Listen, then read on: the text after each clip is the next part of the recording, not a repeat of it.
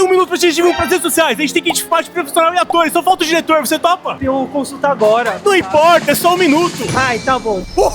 Bom, seu tema é memórias. Ação! Sobre o que é a sua história? Eu acho que eu vou gravar um rapaz sentado no banco, com a moça ouvindo música. Tá bom, mas o que isso aí tem a ver com memória? Calma, você vai entender. E agora, o que ela tá fazendo? Ela vai encostar o ombro na cabeça dele e ele vai ficar olhando, um olhar assim meio que perdido. Corta, corta! Eu tô sentindo a emoção desse olhar. Faz o cafuné nela.